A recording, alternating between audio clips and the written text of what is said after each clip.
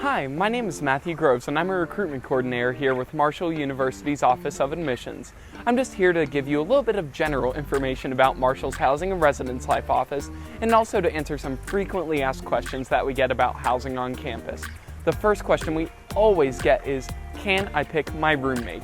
And the answer is yes, absolutely. You are more than welcome to pick your own roommate. You and your roommate just have to request each other on your housing application. Although don't worry, all of our students are required to fill out a survey that asks about your personal interests, your personal lifestyle habits, so that way if you do decide to go with a random roommate, we're able to match you up with someone who has similar interests to you.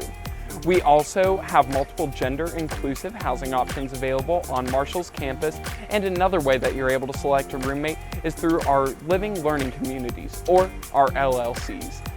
Our LLCs are separated by major and also by student organization. So if you want to live with someone who had a similar major to you or live with someone who was in a similar student organization to you, then you would be able to go with that route as well.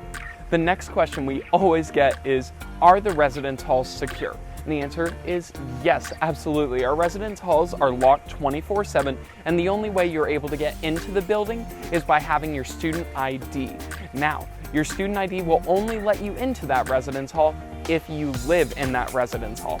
Once you are inside of the building, you're required to show your student ID to the person working the front desk of that building. All of our buildings have coordinating stickers that go on your student ID, and if your sticker doesn't match up with that building, then you are required to stay down in the lobby of the building until a resident of that building is able to come down and sign you in. We also have at least one RA located on every single floor of all of our residence halls to assist you with whatever you may need throughout your time living on campus. Another question we get asked constantly is, what should I bring to campus with me? Well, all of our residence hall rooms are equipped to handle both mini fridges and microwaves, so you're more than welcome to bring those. Along with that, we have campus-wide Wi-Fi and we have Ethernet ports in the walls of all of our residence hall rooms. So if you want to bring laptops or desktop computers or game systems, you're more than welcome to bring those as well. Also, every single one of our residence hall rooms is equipped with cable access, so if you would like to bring a TV, you're more than welcome to do that as well.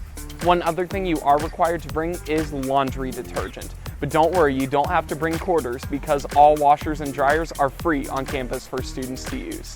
Another question we get asked constantly is, am I required to live on campus?